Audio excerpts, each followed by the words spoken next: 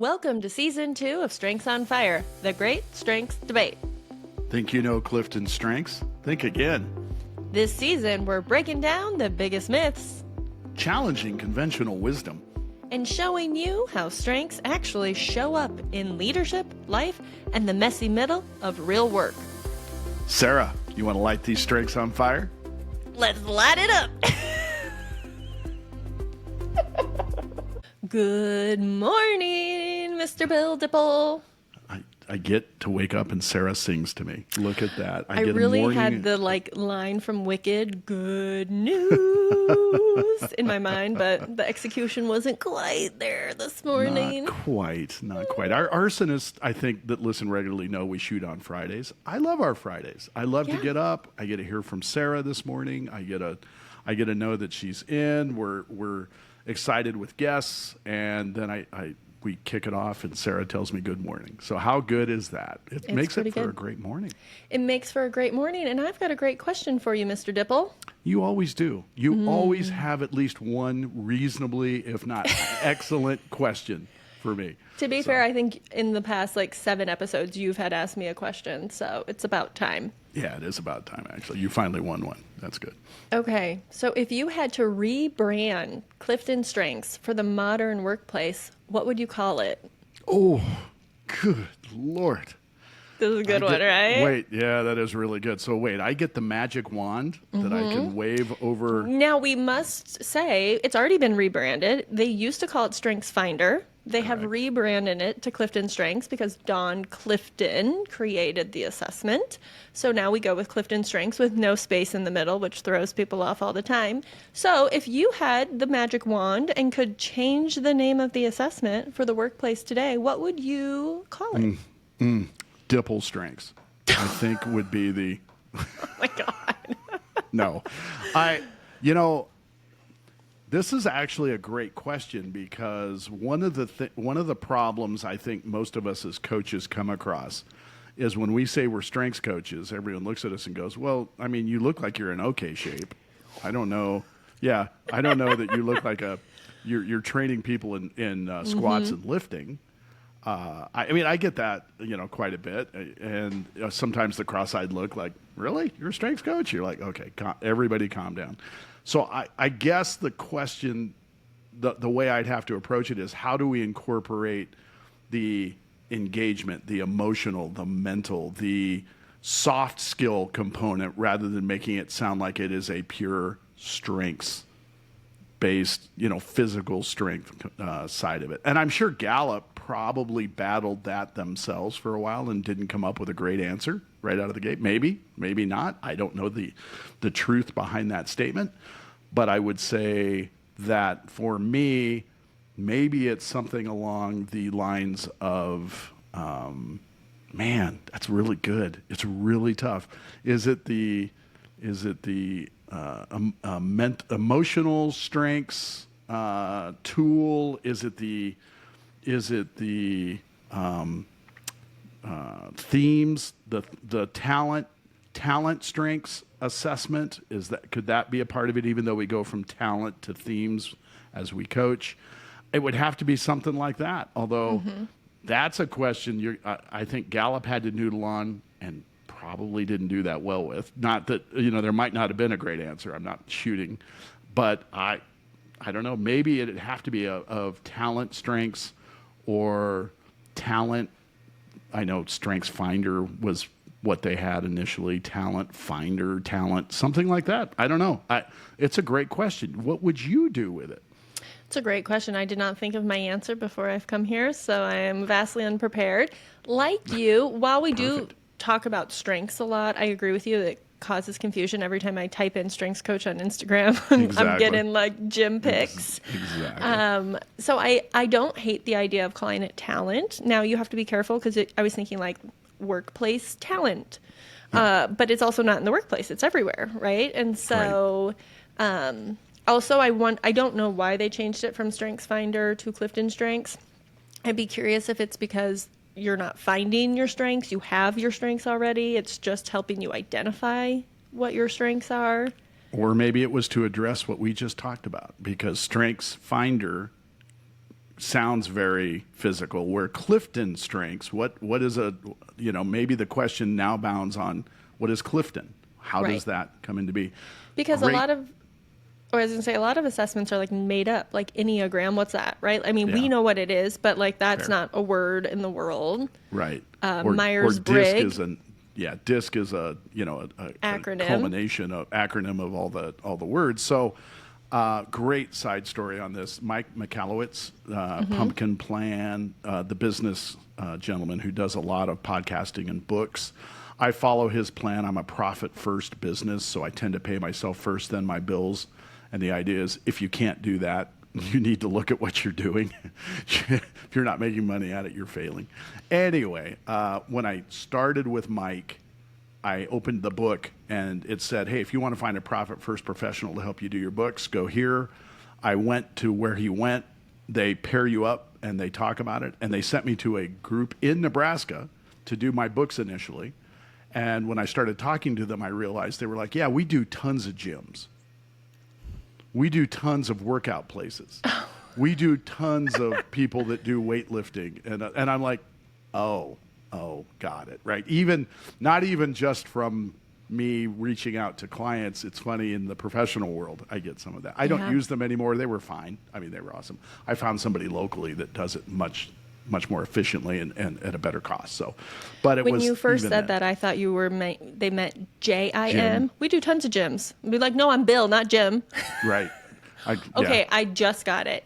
If we wanted to take the DISC model, we could call it the RISE assessment. Relationship building, influencing, strategic thinking, executing, spells RISE.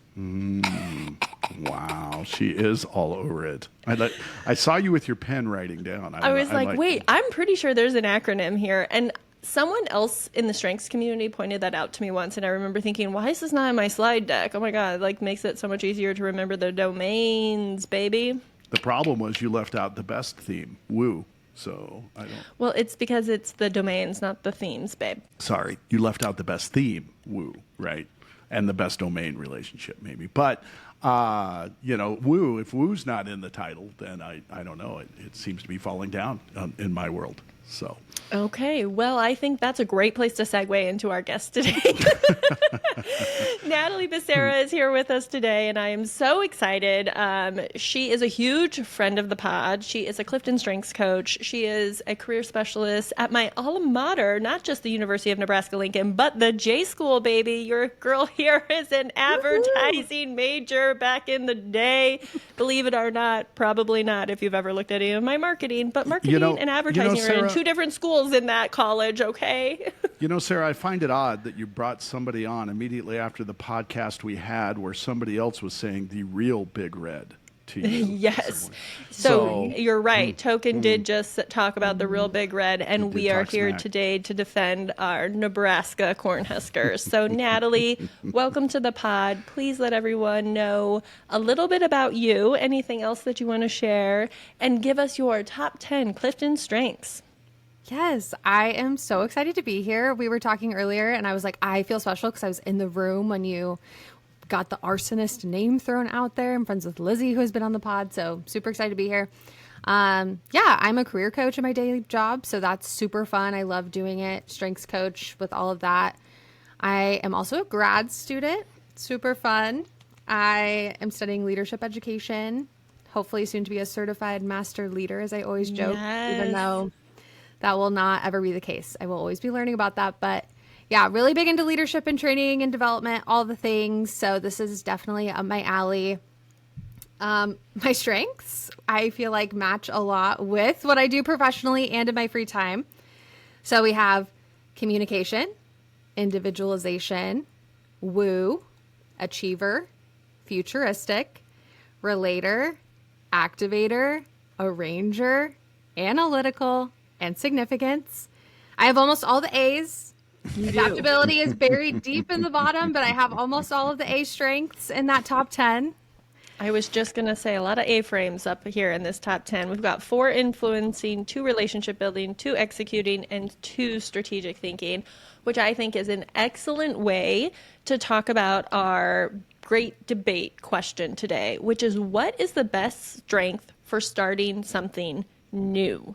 So this is a little bit different take of the great strengths debate that we've been doing. It's a little bit more open-ended. So I'm excited to hear the perspectives from both Natalie, Bill, and myself, and to have the audience thinking about what is the best strength for starting something new. What does that look like? What does that mean? So hot off the mics, let's roll right into it. Well, I would say first off, Natalie, individualization woo, you're one of my favorite human beings on the planet, right? Number 1 and number 3 for me, or number 1 and number 4 for me. So that powerful combination drives what I do so much, and it really helps me think about what it means for other people to get coaching and how I step into that realm.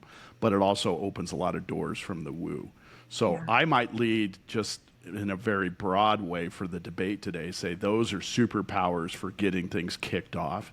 I started with, well, you can't rename CliftonStrengths without woo in there. Natalie, best theme ever? What do you think? It used to be my number 1, so I do have a soft spot for woo. Yes. Yeah. I think woo is really special. I think people respond differently to it. Depending on what their strengths are.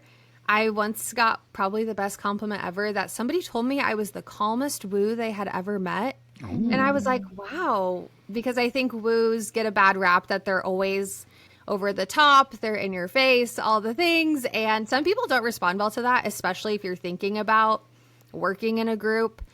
But I think because I have individualization and relator, I use those as kind of like levels to relationship building, even though those woo is obviously influencing. It's like woo can help me kind of break the ice, but then individualization helps me match their energy where they're at, and then the relator really getting to know them, what they need, all of that. So I like to combine all of those, especially when I'm stepping into a new setting. Maybe I'm working with a new team on a new project or something like that. So there's definitely got to be levels. I'm a big energy person, have to match the energy in the room, and those help with that a lot. I totally think that woo is an energy. What's the word I'm looking for? Like awareness. Like woos are often aware of the energy, especially when you add in those heavy relationship building themes. Also, you and Bill might be strengths twins. I don't know, Bill, like how many do you share here with Miss Natalie? Oh, let's look here. Relator as well. Past that though, individualization, woo, and relator. Oh, just those. Okay. Yeah. Great. Oh, Right, Activator. Sorry, Activator is very high for me as well. I don't have analytical. I do not possess an ounce of significance. I'm not certain how that kicks in. My futuristic is number 38. Okay, I take back what I said. So I mean, we're just bonding on the other, and not to be too meta about the show notes here, but for those of you enthralled by this woo conversation we're having, the next episode that will be coming up is actually entitled "Is Woo Annoying?" with another guest. So, I mean, I love, Natalie, your input on this, because this will give us some amazing ideas as we keep building on this. I find woo, and it's number 2 for you, Sarah. We can't even ignore the woos in the room. I absolutely find it as when I want to start something new. I do find it is the energy. Sarah, I like that it's the energy whisperer. It's the one that sees the people in the room, and I can match it, and I tend to feel it. That really helps me open the doors and kick things going. I think it's also brings a lot of energy that allows me to start. So if I can woo in a group, bang, I go. I can really start building on that, and I can individualize what it means for everybody in the room very quickly. And I think for me, that's that classic start for me. That's how I jump into it. And woo for you, Sarah, what do you think? I just want to say that I think it could be an easy way to slide into this discussion topic by thinking about the domains, the rise, if you will. And if we think about influencing as a domain, I think what I'm hearing is, and I have a lot of influencing themes too. So I feel like I am a better starter when there's people involved. So like if I have to start something new, if other people are around or a part of it or get to be in the room or are counting on it, that gives me so much energy because I love being able to influence. Like if I have a presentation I need to make, I am one of those people, because I have Activator, that will wait until the last minute. But when I am sitting at my computer, I am thinking about the influence of that audience. And so that gets me started on, oh, I've got this new presentation. I got to get in there. And so it's the energy I get from those people. Now, in contrast, I don't have a lot of strategic thinking themes. I have one input. So if I have to start something new, which as a business owner, I have to all the time, or I'm supposed to, like, and I'll ask my chat GPT, like, how should I market my business? Or the other day I was like, I want you to be brutally honest with me. What am I not doing in my business that I should? And the chat GPT was like, girl, you're a one-off wonder. When people are with you, you are awesome and you get them, but you're never going to scale your business this way.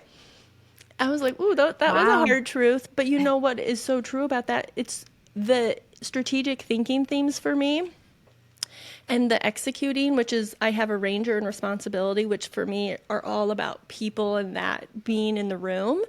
So to do that kind of stuff, the idea of scaling my business, that is something new for me. I can't get the engine revving on it, right? Because I don't have those talents. So doing that, oh, it moves like molasses to get that done. And I'm telling you, the only way, if I ever manage to scale my business, the only way it's going to be is by hiring someone else to do it. Yeah. And Sarah, you and I run our businesses slightly differently. In some ways, we're both very active in the coaching community and working. But as you know, I have other coaches that work for me. And I think very early on, that was exactly why those were brought on. We actually pitch them and talk about them as bringing a different skill set. I have a pure strategist that is in that, actually a couple of them that are really high in strategy, and I am not. I joke often that you require a microscope to see it on page 22 on my strengths bar is the green at the end. It's pretty low, but I bring other strategists. So if I'm in a session that requires strategy and we know that that's going to be a heavy component for that day, we may bring other people. We've even had requests for other coaches to come in to fulfill certain needs. And so exactly as you're saying it, Sarah, I think right when you said, I am a one-off wonder, you're going to run this, but you can't grow that way. You have to bring in other people. And Natalie, in your environment, I have to assume you're partnering and dynamic partnering, not necessarily hiring others, but you're bringing the energy in so many other ways with other people. Am I correct? Yeah. So I work at a university and I work in career services, and we have pretty much a decentralized model. So I am almost kind of on an island by myself. I'm the only career coach for my college that I serve, but I have other career coach counterparts scattered around campus. So it is a very interesting dynamic. I do have to draw on my strengths a lot because I'm a people person. You can tell that by my strengths. I need people, energy. I've done the Working Genius too. I'm obsessed with all assessments, and I'm a galvanizer and an enabler. Like, I love to create that energy, get things flowing. And working by myself, like, that is really hard. Sometimes I struggle with, like, I can come up with the ideas, but doing them sometimes is like daunting and scary. And so I do have to ask for a lot of help and use the strengths to make those partnerships of, okay, who's really good at this? Who can I ask to help with the event planning logistics? Who can help me with the outreach logistics? All of those things. Because otherwise I'm by myself and it becomes just too overwhelming of a task. So definitely I've had to learn how to use these strategically to build those partnerships. I just want to explain for our friends listening who are not higher ed people, because I didn't know this until I was in grad school for higher education. But if you have a university, within a university, there's colleges. So there's like the College of Business, the College of Journalism, the College of Arts and Sciences. Mm-hmm. And so some universities have a centralized career center, which means it's for the big university and everybody kind of runs up to that. the University of Nebraska-Lincoln has changed their model over the last few years, probably like 10, because it's been forever since I've been there, where they decentralized it. So now they still have a career center in the union that serves sort of generally, Natalie, correct me if I'm wrong on any of this, but they have career centers in each college to serve that population.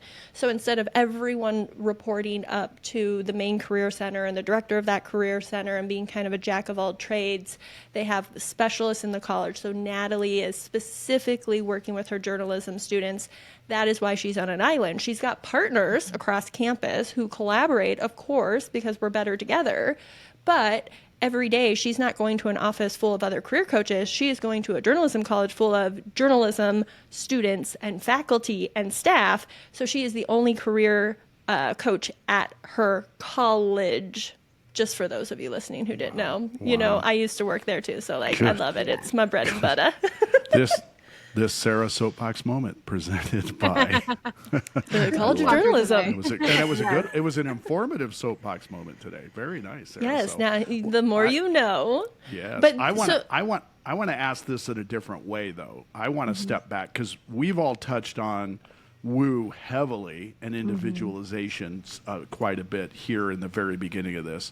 Let's step back from our particular strengths for a second. Let's talk about some other ways that this might be applicable to some other people listening on the podcast. So, for instance, we've all talked about the energy it requires to have other people involved to get things done. What about projects that we don't have people involved in? What about projects where we don't get to surround ourselves? It's something we need to go, where let's say woo and maybe individualization are cut off at the knees. You have achiever, Natalie, right? You have activator, you have analytical. Those all stand up in that top area. Talk for a minute about where those might actually come into play for things that we cannot spin our energy web, be an energy whisperer for the people around us. Yeah, and I definitely have to pull on those strengths more because sometimes I get bogged down in talking to other people, hearing all of their ideas, their opinions, wanting to include all of that. So sometimes I do have to cut off that individualization and that woo and just really sit with it. I have very low intellection, don't love to fully sit by myself, but I am a big person with my analytical, trying to look at information, trying to find patterns. I'm a big pattern person with my analytical strength. And honestly, I have been trying to pair my analytical and my activator and my arranger a lot more with starting projects. I just have that inherent want to just jump. I have that activator in me. I want to do things right away. I'm always coming up with new shiny ideas and want to chase them. But then I try and use my analytical to pump the brakes and also pull in that achiever of, okay, let's actually think through this. Who is this serving? Do we need to do this? Is it worth putting my energy into this? Because I can come up with all sorts of ideas, especially when I'm bored, but future me doesn't always have the capacity for that. So I really have to keep that in check as a person working on my own team. And so I'll stop. I'll take in that analytical. Really, I'm a big writer with that communication number one. I'll write through all my thoughts, my ideas, how I think things are going to be organized, and look to see if it makes sense. And if it does, kick in that achiever and arranger to try and execute, try something out, see how it works. If not, make those changes. I sometimes get stuck in the analytical phase if I'm a little scared to start something new. I've caught myself doing that. So that's been interesting because my gut reaction is to just do it. But I think if I get scared, I get stuck in my little analytical bubble and I'm like, oh, like this thing or this thing or this thing. Like I will nitpick here and there all day with that. And then sometimes I need somebody to just give me that push and be like, you know what? Let's chunk it out. Like that achiever mindset of what's first. Try that, do that, and just go through the steps, because otherwise I'll get stuck if I don't have all the steps laid out, especially with my futuristic. I need to know where I'm going. So yeah, that's a glimpse into my brain, I guess, and how I pull a lot of those different ones in. I'm probably leaving one out, but I guess they're more of the relationship building ones. But that's a glimpse into what's going on up here. I love how you encompass so many of them, because what I love about strengths is we are using all of our talents in different ways. And I think you articulated it really well. No surprise communication number one, Wizard. to So weird. help people hear the process you're going through, right? It's like, Yeah. of course, if there's a bunch of people in the room, they want to do it. Your relationship building, influencing themes are going to be like, yes, let's go, let's run. But if you are in your office alone and you're thinking, then yes, this analytical can get going and maybe slow you down, because the futuristic is saying like, oh, but what? How will we? And the achiever, is like the no, we need to get this done. And so to hear you describe it, I think is really fascinating and a great insight on how strengths work. I love thinking about, I'm going to pull us away from some of our strengths, but I think as coaches, we're going to have a good conversation. I love thinking about analytical, deliberative, intellection, and learner when we think of this question, because I have a feeling people might assume those strengths could be not great for starting something new because they could slow you down, right? I think Yeah. that they're just how you were describing that analytical getting stuck in the weeds. Deliberative is an executing theme, but a very thoughtful decision maker, so might really want to take a long time. Intellection loves to think about things, strategic thinking theme. It likes to spend the time to noodle. And my learners, they love to get in there and learn everything they can about it. So I could see people thinking, oh, can these folks start something new? And my answer to this is I think they could be so dynamic because the people who have these themes are going to have other themes around them. And I think they're, at times, depending on how they're using them, going to start the right things and not just start more things. Yeah. Thoughts? 100%. Yes. And Sarah, I would echo a little part of that. Learner's number 10 for me. So when I'm thinking about the dynamic you're broaching, what I would say is, and Natalie, you said this so really well a couple of minutes ago, I get bogged down with energy and people sometimes. Yeah. I don't want to be the person leading the charge or rallying the troops or sometimes getting everyone to agree in what the next step is for us. I cherish the moments where I can push my woo away for a little bit, where I can stop activating right now and I can step into learner, or I can, step into those moments where suddenly I can take a breath at the desk and find out the 5 things that I need to do to go to that next level.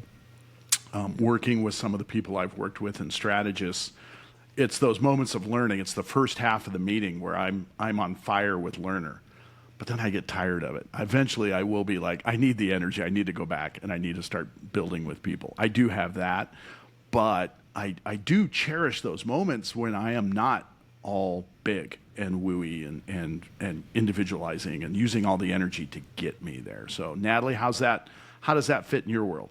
Yeah, I think slowing down is so important. I just screenshotted a little quote I saw this morning that I loved, and I wrote it down to put on my computer as a reminder. And it said, if you aren't seeing anything inspiring, you're walking too fast. And I just really loved that. I especially achiever activator. I'm breezing through things. I'm checking off things, going to the next thing. And I feel the most inspired and the most enjoyment when I can just sit and dream a little bit. But it takes intention and time to sit and do that. And I have to let my futuristic play a little bit. My mom had this quote growing up. She was always like, it's free to dream. So I'm a big dreamer. I always come up with ideas and all the things, but I have to allow myself to slow down and think about those things, be in that strategic thinking domain, because I'm constantly pulling into those more dominant domains for myself of people and energy and influencing. And so I think slowing down is so powerful. And I also just really admire the people who can process that way. I'm an audible processor as communication number 1. I have to yap about everything. I have to talk out loud to talk through things. And the people who can just sit and think through things and be so thoughtful, I really admire how their brain works. And I love what they're able to produce that's different than what I would. So, we need all different strengths. It's not like you need one combination or one strength to get things done and to start new things or to have good ideas. I think using some of those other ones that are considered slower, quieter strengths are equally as powerful as creating the energy around those ideas and getting things going. Like those are still getting things going, laying a good foundation and a good groundwork that a lot of times is sometimes missing if you just jump into things. So I Yeah. think people with those strengths high are so valuable. Well, and you have ideation number 34. Yes. And you just brought up the term idea creation multiple times. I know this is a part of my report that I was really confused about at first because I was kind of offended. I was like, oh my gosh, I think I have great ideas. Why is ideation my lowest strength? I thought it would be competition, which is 33. So very close. But I think with ideation, I do notice when I'm around folks with high ideation. So I do know that it is like an area I don't excel at. One of my close friends and coworkers, she has ideation in her top 5. And we work really well together because I sometimes get so locked in on an idea and I'm like, this is how I'm going to do it. This is how I'm going to move forward. And she likes to introduce a different way of thinking about things with that high ideation. She also has high strategic.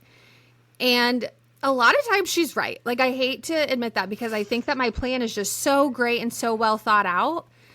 But a lot of times I think through that and what she's shared and all these different ways she's thinking about it. And I'm like, yeah, I need to like zoom out. I'm too locked in on this one thing. There's not one way to do it. And we have had to keep each other in check because I don't like a surplus of idea. If we're just like coming up with like any idea possible, I have to remove myself from that brainstorm. I'm like, let me know when you've narrowed it down to your like top 5 things and then let's talk about that. But like I love to come up with solutions and ideas to solve problems, but I can't sit there and spin my wheels and think of all the possible ideas for things. That's not enjoyable. So she does a lot of the brainstorming and idea formulating before and brings a lot of those to me. And then we can talk through what we want to choose. And that works really well as like a strategic partnership for us. Now, I So think good for the listeners, the arsonists on our show that have ideation. How do you bring that energy to start something new? You're the idea person. You're the one working it. And the ideation people that I have that I coach in groups, I hear both of what you're saying. I'm bringing this, but I've had high ideation people saying we're failing at our job. And we're failing at it because we got off of the topic today. Yeah. And we spent an hour not hitting one thing on the agenda. We ideated the next 5, 10 year and loved all of the ideas we came up with. And at the end, we got nothing done today. So I'm a little like you. I don't have high ideation. So when they're bouncing everywhere, I'm like, whoa, we got to capture these. We have to slow down to get these. And I see that part of it. If you have high ideation, you're listening to this, you bring a certain energy that Natalie and I and Sarah, I'm assuming, we need it there. We don't possess it, so we love to have it. We love to know that it's there, and then knowing what we bring to activate on that, or how we could woo the people and individualize those in the room to motivate whatever ideas we just came up with. That's a really strategic way to have a dynamic partnership. Yeah, it's just making me think. I think as coaches, we probably know this, but for the sake of the pod, I'm going to say it out loud. Starting something isn't about having any one strength. There is no perfect strength for starting something, right? It's about aiming the strengths you have at what you're starting. And I think what we're hearing is there's literally 1,000 different things we could start. So I'm thinking, like, if you wanted to start a new laundry system in your house and it's just you in your home and you have a lot of executing themes, you can probably nail it, did it, done, bo-do-doo, right? But if you have a lot of executing themes and you want to start a new project in your office and you've got to get a bunch of people to agree to it and you don't have those relationship building or influencing themes, you might have all of the ideas and plan to start it, but then you might be like, no one wants to do this. So that's where you have to partner with someone like us on the pod today, those influencers, those relationship builders, because activators woo, right? We can bring people along with you. And where vice versa, like I'm great at bringing people along. I can remember when I worked in higher ed, I think it drove my boss crazy. If we were in a meeting whether if someone had an idea or it was my idea or someone else's, but if I liked it, we would leave that meeting wanting, everyone would want to do it. And I remember my boss looking at me like, I hate you. Why did you activate everybody onto that? We didn't decide we should do that, but my enthusiasm is contagious. If I love an idea, I can get everybody rolling with it. Vice versa, if I want to create a new routine for doing laundry in my house, like I do have a ranger, so I might have a little traction, but like it can be harder to do things in isolation for me because I just don't have that backbone of executing themes to rely on. Yes. And I love that you're bringing this up because I think a lot of times, like we've said a lot, we think about using strengths in our work a lot, but I've been trying to use them a lot in my personal life. I actually said at the beginning of this year, I was really determined to focus on my 6 through 10 and specifically in my personal life and how I could use those more because my top 5 are always on fire. They come really naturally. I'm always using those. I was trying to be more intentional about recognizing some of the other ones. And one of my big goals for this year was finding a routine that works for me. I don't know how this was a thing. I guess maybe just being a college student. I used to have discipline in my top 5. If you look at that report, it has fallen off quite a bit. And I struggle with routine as an adult because as a student, your day is blocked for you. You're in class at these times, you're working at these times, you're going all day, every day, everything's planned. Yes, of course, I'm so disciplined when I have all of those things going on to keep me on track. Creating that for myself is not my strength. And so I've been really using my analytical and arranger to try out different things and see what works for me, whether it's what types of movement I like. Do I like I love going on walks, but I don't love to run. I don't love to go to the gym because I'm by myself, so I have to listen to a podcast. So then it sounds like I'm like in a conversation, things like that I've had to learn about myself and how I operate to actually get things done that need to be done. So this can honestly be used for a new laundry system, a new workout routine, whatever it is. It doesn't have to just be your day job and your work. These show up in all areas of your life. So I'm really glad that you brought that up. That's my soapbox for today. I don't know what that's sponsored by, but wait, Natalie's soapbox moment. Hold on, I have to add this to the. And by the way, Natalie, I think you just leaped slightly ahead of as our top arsonist. You said my top 5 strengths are always on fire. You put in the name of the show right in the middle of and linked it directly to. I don't know. We might get some blowback, Lizzie and Mark, but we're going to find out. I know. Now it's tough. And your competition's number 33, so congratulations. Oh, yeah. I don't care about beating them, but I care about the significance and the woo and all of those things being fed. I want to be recognized for that. Like, yeah. That's right. Remember, that woo has winning at the top. Yep. That's right. I want to talk about our LinkedIn poll because it might spur some other conversations for us. So on LinkedIn this week, we asked, which strength would you want on your team when starting something new? We had Activator, Strategic, Learner, and Futuristic as our options, randomly selected. 18% said Activator, 47% said Strategic, 24% said Learner, and 12% said Futuristic. What do you think of those results, my friends? Wow. So I gave us a fist pump at Activator. I thought, yes, as an Activator, I feel I can jump all over those things. And then I went, wait, Strategic? We're moving into the strategic area? I've coached for quite a while that my Activator will see a bright, shiny object and I'll jump right at it. But then shortly thereafter, I get another bright, shiny object and I go after that. And I don't always finish the first bright, shiny. It's not that I won't complete it eventually, but I don't really mind if somebody else's name is on it too. If I'm partnering and getting that over that finish line. So for me, when I hear that poll, Activator is what I want to jump all over, but it's because it's what I'm really good at. Now, in regards to our listeners and to the poll itself, can I do it without some strategy? Or periodically, being married to a pure strategist, isn't it incredibly beneficial to me that somebody says, actually, before you jump at that bright, shiny thing, think of these 2 others, because this one might actually be shinier and brighter and just immediately after the time you jump at the first one. So for me, I hear the Activator and I get all fluttery. And I possess no futuristics in the mid-20s for me. So I don't think forward at all. Matter of fact, I barely remembered this podcast was happening today. So that's my fault, right? I didn't step into it and know it. But I would tell you that for me, it's the Activator side. And I actually did not respond to your poll this week, Sarah. Good. You're not supposed to. I know I stepped out.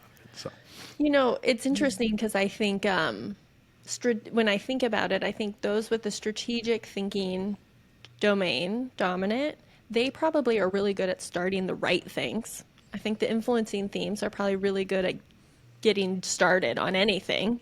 I think relationship building themes are good about building consensus about what we should start. And I think the executing themes are doing the thing that we said we were going to start, but they're already almost done with their list of getting it done. Yeah. I almost think the poll should have been the domains instead of the themes, right? As I thought about that, I'm like, because as a relationship guy, that's how I start everything. Who's involved? How can I get people in? Where do we get moving on it? And I never strategize, but I need people to help me do that. Yeah. And I think I'm always bringing my Activator futuristic combo. So like I'm partial towards those ones. However, I would probably cast my vote for strategic because I seek out those people a lot. Like I said with my coworker, she has high strategic, and my futuristic loves to have a plan, and I just want somebody to be in that mindset of creating a path to get there. But my favorite thing about strategic is the mid-course corrections, being okay with that. So I know that person will be hopefully in it for the long haul in some way. Like they're thinking ahead. They have some of these different pathways plotted, some different ideas. So I love that mindset. I think learner is probably the one that we're sleeping on the most because it seems like, they've probably got their nose in a book or reading articles and whatever, and they can't get out of that. But I think, Bill, what you said earlier speaks to why that's valuable is because you point out that you reach a threshold and you're ready to take the action. And I think those learners have those other strengths around it to then kick it in. Like they're not going to just keep spinning their wheels, collecting all the information. Eventually they will tap into something else to keep going because you're never just using one strength. You're always using them in tandem with one or more. Yeah. So that's a non-answer. I think all of them are very valuable. It's a good non-answer. I'll take non-answer good for 500, Alex. Not bad. When I activate, sometimes I'm activating my wife too. So I brought up my wife's strategic. So I am pulling her into the let's move, and there are times she is pulling me back, saying let's think before we go. And then my wife is very go. My wife is very motivated, get it, go, I've strategized it, I'm ready, let's make it happen. So there are times we push and pull in that way together. So just highlighting that, I completely agree with what you said in that there are times my activator is the one that's really needs to drive the bus, and we'll start with that. And there are times getting pulled back or think about this or learn this before you jump into it. My wife's so smart. She sends me podcasts all the time of, hey, you need to learn this. It's the only strategy theme in your top 10, and it is number 10. So I know it's going to be a struggle for you to put your headphones in and learn this. But learn this as you start. And she's already thought of the 9 ways it's effective for us. 2 strengths we haven't mentioned yet that I think could be really powerful. I don't possess them, but self-assurance and command, either one of those. Because command is going to take charge, especially if other people are hesitating. So I could see that being really good of like, okay, we got to get this going. Like, let's get started. You do this, you do that, right? Or that self-assurance of those people bring that confidence, especially when things are unknown. So I could see if you have someone with one of those or both of those, they could be a great person to lean on if you need to get something started, but for some reason the ball is not moving. You bring in someone with those strengths and they're going to move the ball in a direction. That is so true. The dean of our college, she has one or both of them in her top 5. And this woman gets things done. Like, is always ahead of her fundraising goals, is always on the go, is always connecting with people, starting new projects, getting the college out there. And it's a lot because of those strengths. She's very comfortable taking charge, stepping up, using her voice, and really rallying the troops with that voice. So super valuable. She has a lot of other influencing themes as well in there. And so, yeah, I think those folks, when they use that power to invite people in and get them excited and kind of set that direction, it can be super helpful. And right as you said that, Natalie, I was thinking of the president of a company that I work with now, and she has them both very high, and just like you said, she absolutely gets it done. I mean, if whatever shit's about to hit the fan, she sorts it out, moves it, gets the ball over the goal line. And she does it effectively, and she's very, very focused on getting it there, and she has those. However, there are times where she expects and demands everything from the people around her as well to be also on point like that, and not everybody operates like that. So that's been a very coachable moment as we've started wondering why aren't they doing that? Well, wait a minute, let's look at what they are naturally built to do. And let's not get our nose pushed out of shape. Let's find a way to use that effectively, which I think is really the heart and soul of CliftonStrengths and the coaching that most of us do, right? How can we identify and then be able to foster the usage of people and relationships in ways that aren't native to me? And that's been really, really fruitful for her in how she does this. It's, very, very good. And I agree with you. It's fascinating to watch her work. Fascinating, because I don't possess those, and man, the drive and the passion and the ability to just crush and go. Very, very fun to watch. Am I allowed to ask a question? Sure. No. Sorry. I was like, I know I'm not like one of the hosts, but I just... No, our guests are not allowed at any time to ask questions on our... Natalie, come. What you got? We're talking so much about strategic thinking and influencing domains, and even sprinkling in that execution because we know they'll get things done. But I have coached some folks who have 4, or if not like 5 of their top 5 are all relationship building, all blue. And also we have our student run ad agency, and 4 out of their 5 top strengths is like a full agency was relationship building. Yes, and so bring it. I feel like we have to talk about them and the value of it, because I don't want them to feel like if they have that and they're just the people that they can't get things going or have good ideas or get things I'll just done. sit back, let this conversation happen. So tell us, Natalie, how do you see them get things started with all that blue? So one thing with our agency that I did a coaching session for, our student run ad agency, their top one was empathy.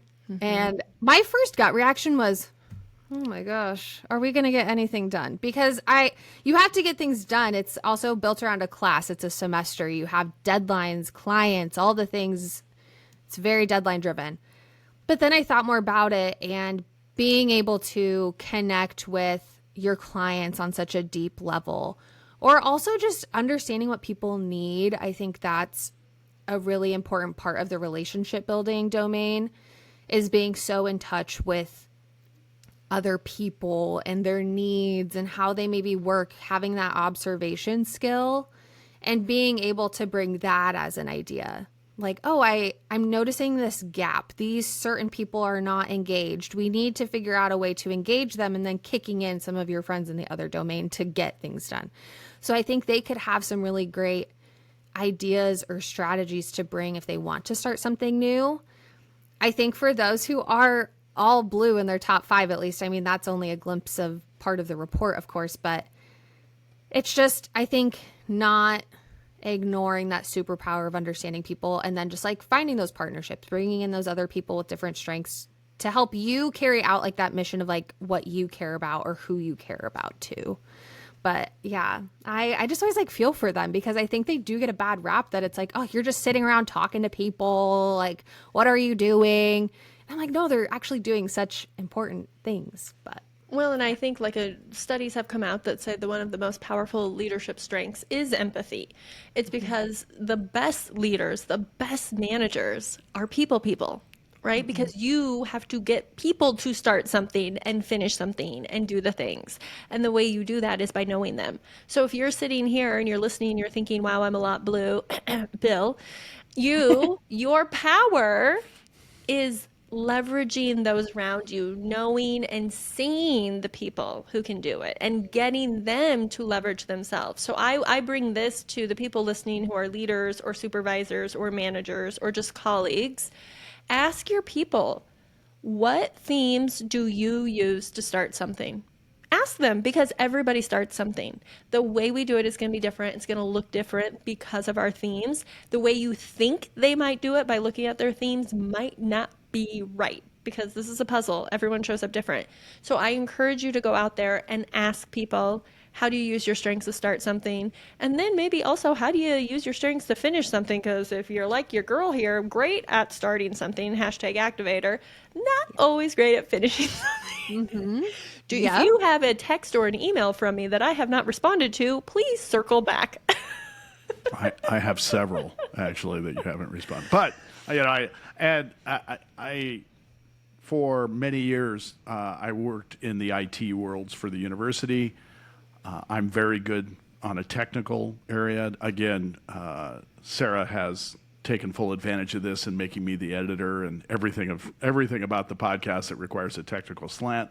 I am Which very is good. The whole podcast, by the way. Well, not true. She does all the really good social. But anyway, and I will tell anyone that listens, I am really good technically, but that wasn't why I was a good CIO, AVP for any period of time. It was because I knew who was better than I was by building relationships with them and activating with them to move the ball forward. So as far as the debate question goes today, to start something new and to get going, Natalie, again, you know me, I love the fact you brought this up based on all the blue in my world, because for me, it is all about how can I get there with someone else and how are we enjoying that journey, and how does this strengthen the bond the two of us have together, or maybe give us a little rift where we can start building and understanding each other better. Sarah and I do that all the time. We have little moments where we talk about, hey, we failed in that way or we failed in this way, but we use it to build, and that's pure blue for me. So when you're asking about the all blue top 5, I'm all blue top 10. I think the only one that isn't in there is in like number 15 for me. So I love that you brought it up, and thank you for saying don't throw away the relationship people. They are doing a valuable service, because that was why I was really successful doing the things that I did do previously. So. All right, Natalie, now is your time to shine. We want to know, when have your strengths been firework moment? Yes, I had to choose significance for this question, because I feel like significance has been a dumpster fire a few times on this podcast, and I feel like it needs some redemption, that it's not all bad. I love this. Natalie, I love that you chose number 10. I'm riveted. Go. I feel very strongly about my significant strength, which maybe for significance doesn't surprise people, but I've told Sarah this, but I consider my number 10 significance to be my undercurrent strength. It's very present in everything that I do. Impact and purpose is very important. I'm not somebody who can just, unfortunately, I can't just do a job to do a job. Can't just do a job to make money. I'm like miserable if I don't enjoy what I'm doing or care about what I'm doing or see an impact in what I'm doing. And so that's always like an undercurrent. And even though it's 10, I think it's just because the other strengths are my tactics of fulfilling that like purpose and mission. And so they're higher up. And so what I love about my significance is I can find significance in so many things. I think recognizing people is so important. That has been a huge part of my journey in my leadership development with work that I do with a nonprofit. And it's something I'm really passionate about. And I was at a summer camp a couple years ago that I volunteer with. And one of our fellow volunteers, her intention for the week was to marvel. And that was like such a like special word, because I don't think I had really put a word to what I like to do in my daily life, and that's to marvel. And so that's why I liked that quote a lot today. That was, if you aren't seeing anything inspiring, you're walking too fast. Like, I just think that with significance, you can find important, special moments in daily life and be able to get other people excited about those special moments and get them to care about things. And that's like when I do feel lit up, like when I'm really passionate is when I'm fulfilling that significance strength and when that's being fed. So that's my firework because it's when I'm on fire. But yeah, I love my significant strength. I know it gets kind of dicey sometimes. It can be a dumpster fire at times. I will fully own the times that it has been a dumpster fire for me, but I love it. It's like one of my favorite strengths that I have. So I love the word marvel. I love that. It's really beautiful. And I think it was a wonderful representation of significance and the beauty and wonder it brings to the world and to the people around you. But now we have to hit you with that dumpster fire moment. Are you going to use your significance or bring in She is. another one of the gems? No. we're bringing somebody else into the villa, into the chat. Sorry, Love Island just got done, so I'm like, I'm so happy it's over. Still in that mindset. Yeah, for me, I had to choose futuristic. I have always had futuristic in my top 5 the 2 times that I've taken it, and it's very strong for me. It always has been. I'm a person who prefers to live in the future. I'm working on being more present, especially with like marveling, like being very present. I'm working on that personally, but I have had to really dial back my futuristic because I'm a military spouse now, which is very hard to be futuristic. You never know when things are going to change. It's very hard to plan. And that was really hard for me at first as somebody who really thrives with having a plan, creating a plan, and not just like a short-term plan. I love to have like a 5, 10, 20-year vision for what my life will look like. And I don't really have that anymore with being in this lifestyle. And so I have had to really dial that back because it was turning into a dumpster fire. I was feeling so sad when I wasn't able to feel like I could plan. And it was just getting in the way of things because I was like, what's the point? I can't plan anything. I just got into this funk and it became a dumpster fire and it impacted everything. Like it shut down all my strengths when I felt like I couldn't use that one.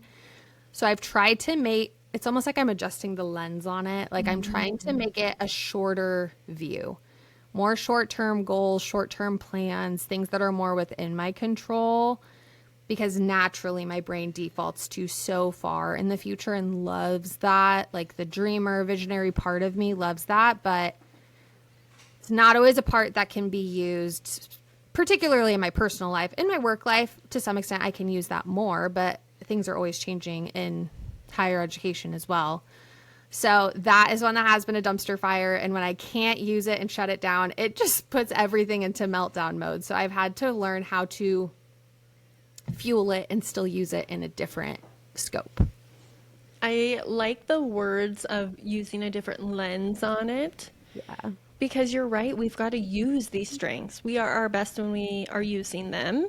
And I'm almost even thinking, sorry, I went into coach mode as you were speaking. She did. You saw the shift, right? It was subtle, but it was there for sure. I'm almost thinking too, and you've probably done this. Can you think about your futuristic in the areas of things you can control? So like you probably can't control, I'm guessing, correct me if I'm wrong, like where you're going to live. So therefore like where you're going to work all these things are up in the air, and those are very like tactical things. But things you can control is like, what could you learn? Right? Like what kind of experiences do you want to have? And I almost think that significance of like, I want to be present and marvel in the moment. And so if this life takes us to Chattanooga, I can't control that, but my futuristic can say, well, we are going to marvel and experience and adventure wherever we go. Is that how you see it coming out now? Yes. And that's why I've had such a shift to focusing on my daily routines and all of that, because taking things day by day is fully within my control. Taking things week by week is in my control, things like that. So I've just really brought it down to a more small scale of being able to plan things, and also just things that impact myself. So going and getting my master's degree, that's for me. It's for my future. but it's something that I can just focus on and chunk out and do at my own pace and all the things that's still hopefully benefiting future me. And it's for me. I can do it while I'm here. And so I've just really tried to focus on more of the here and now and the things that I can do to set myself up for the future, even if that future is blurry of what it looks like, where it's at, all of those things. Yeah. Well said. Make that achiever Well said. happy in the short term. Yes, because that one also needs to feel some fulfillment too. Yeah. Well, Natalie, I'd like to point out it is a slippery slope. When we start allowing our guests to ask excellent questions on the podcast, pretty soon one of the co-hosts has been kicked off. So your and Sarah's new podcast should be fantastic. I'll be chiming in, listening. I think it'll be great. Thanks for replacing me. Natalie. If Natalie and I had a podcast, it probably would not be about strengths. We'd just be yapping about all sorts of random things, probably. still It would be be the tuned in. yapping hour, communication in its finest. We would be talking about Love Island, swag, Justin Bieber's new album. I just imagine that we would be all over the board. Yeah. I love it. Sarah, you don't watch Love Island. No, I do not. But everyone around me does, and so I am inundated with Love Island information, which is why I'm glad it's over, because I kept hearing about people that I had no idea who they were, and I was like, how is this show on every day? I'm so confused. It's a Natalie. commitment for sure. Natalie, Sarah's soapbox moment a couple episodes ago was all about the crap that Netflix is putting out. So that's why I was laughing at and we both admitted, I was like, I even brought up Love Island going, I've never seen an episode of it, but man, everywhere I go, it seems to show up. So I'm hearing a lot about it. So I'm sure I'm missing out, Natalie. I'm sure. So Just a little bit. all right, I'll take it. Well, again, thank you for coming, Natalie. We're gonna wrap today after taking a lot of your time and a very generous time on your end, because you brought some great thoughts, some great ideas, and a wonderful episode for us today. So thank you very much for coming on the show. Yeah, thanks for having me. I don't know, in your future might be podcast host. You can do that from anywhere. So maybe dreaming. Perfect. Yeah. All right. Well, with that, we're going to sign off. Natalie, again, thank you. As always, thank you, Sarah. I always love doing this with you on a Friday. And to our arsonists and to everybody tuning in, checking us out, we will talk soon. Bye. Thank you for joining us on Strengths on Fire. If today's conversation sparked something in you, be sure to subscribe, share, and leave a review. We're here bringing you fresh insights to fuel your growth and ignite your potential. Remember, your strengths are powerful, so let's keep the fire burning. And if you're looking to transform your organization through strengths-based strategies and coaching, reach out to Sarah Collins, founder of Collins Collective, or Bill Dipple, founder of Bill Dipple Strengths Coaching. Connect with Sarah at wearecollinsco.com, follow her on Instagram at SarahCoachCollins, or email her at sarah@wearecollinsco.com, SARAH. You can reach Bill at BillDipple.com, Bill, DIPPEL.com, or on Instagram at BillDippleCoach, or email him at bill@BillDipple.com. Please note the opinions, views, and interpretations of CliftonStrengths expressed in this podcast are solely those of the hosts and the guests. They have not been approved, sanctioned, or endorsed by Gallup in any way. Until next time, keep your strengths on fire and let's light up what's possible together. Bye, Bill. Bye, Sarah.